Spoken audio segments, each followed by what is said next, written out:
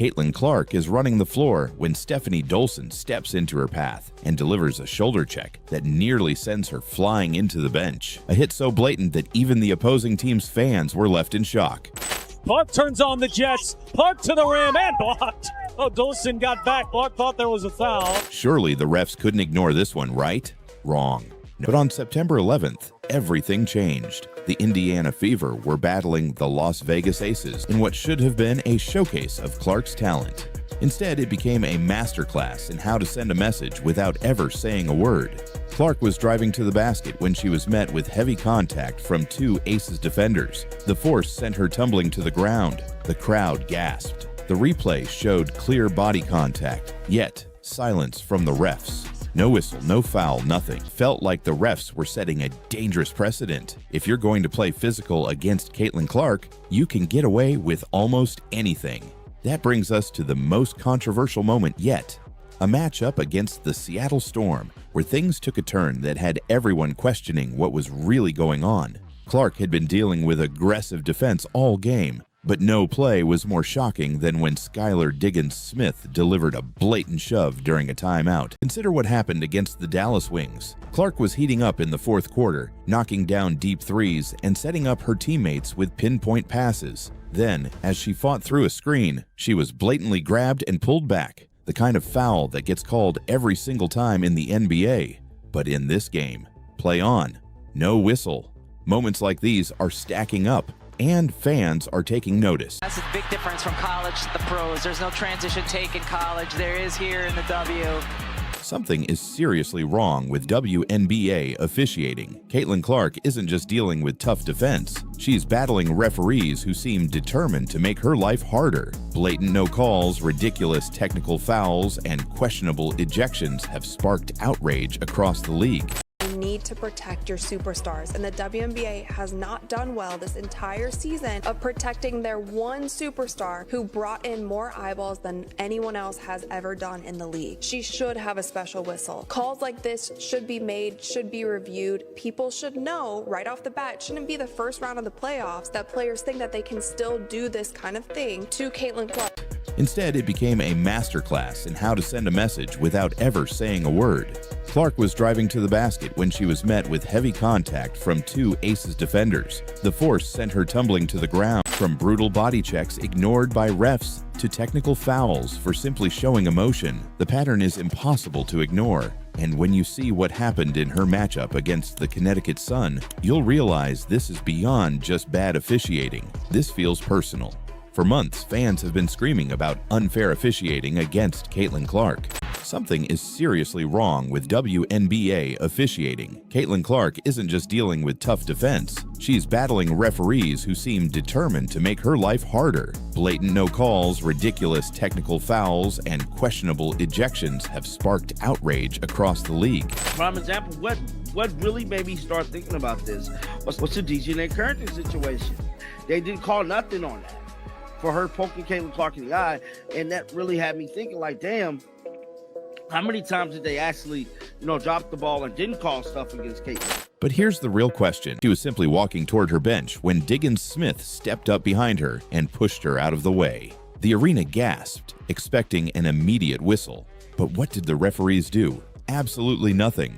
No foul, no warning, no explanation. Social media erupted. Fans called it a clear act of aggression. And yet somehow, it was ignored. It became a moment that symbolized everything wrong with how Clark was being treated in the WNBA. So the real question remains, is this just a case of Clark being a rookie and needing to earn her calls? Or is the WNBA sending a message? Because if it's the latter, what exactly is that message supposed to be? The more this continues, the more it fuels the conversation about fairness in the league. And if the WNBA isn't careful, this could turn into something much bigger than just a few missed calls. It could become a full-blown controversy that forces the league to make some serious changes. Moments like these are stacking up, and fans are taking notice. ESPN analysts have pointed out the inconsistency in how Clark is being officiated compared to other stars. That's not basketball. Angel Reese getting tangled up, Angel Reese trying to block her out and she hip checks her to the ground. That's basketball. That's bull jive. That's bush league. While others argue that the WNBA is failing to protect its biggest star. You women out there, y'all petty, man. Hey, LeBron, you're 100% right on these girls hating on Caitlin Clark. Y'all petty, girls.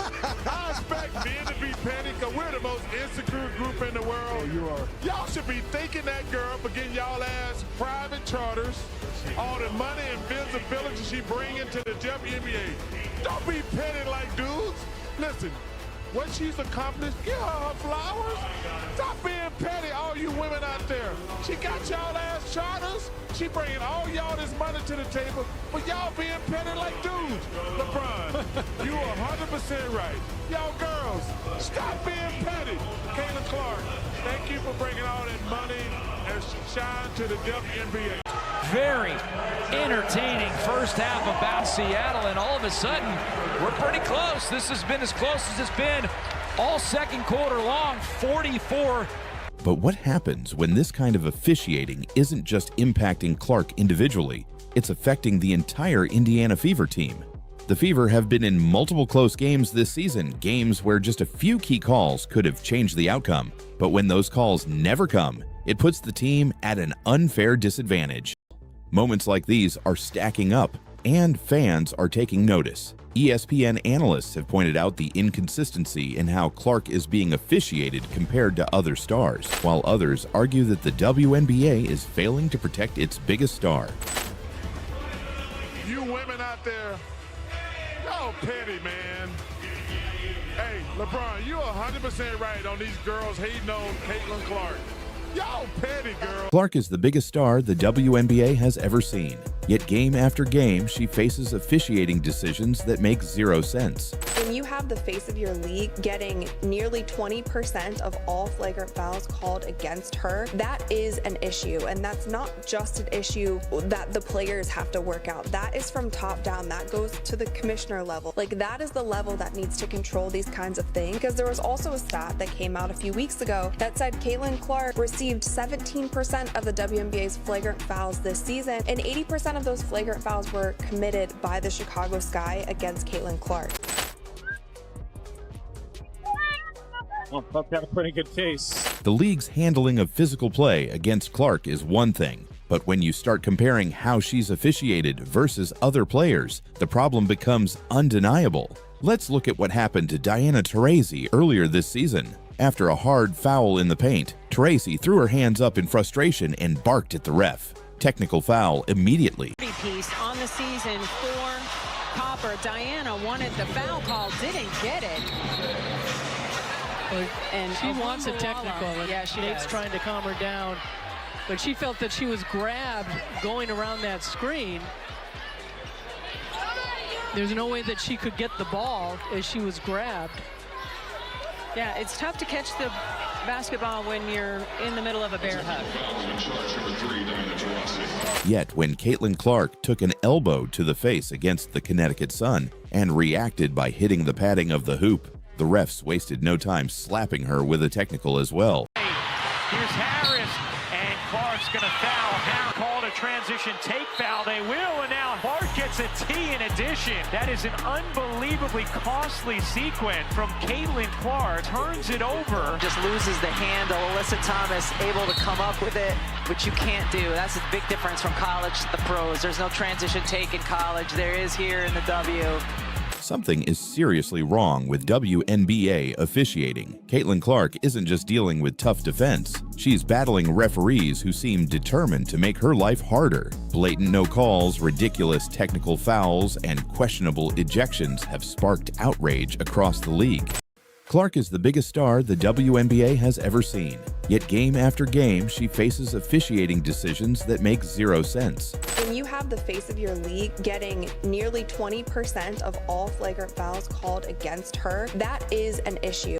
The Fever have been in multiple close games this season, games where just a few key calls could have changed the outcome. But when those calls never come, it puts the team at an unfair disadvantage. And it's not just about wins and losses. This kind of officiating impacts the rhythm of the game, the morale of the team, and even the way Clark herself has to approach each matchup.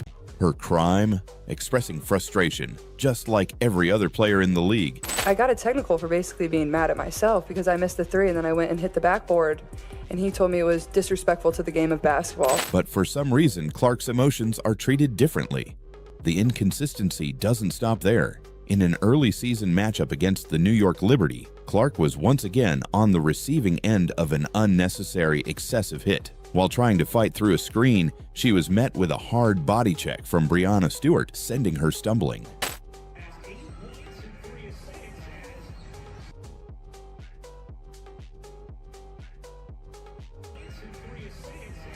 The replay clearly showed the force of the impact, yet the refs stayed silent. But later in the game, Stewart received minimal contact on the other end and immediately drew a foul. Clark's frustration was obvious, but it wasn't just her, it was everyone watching.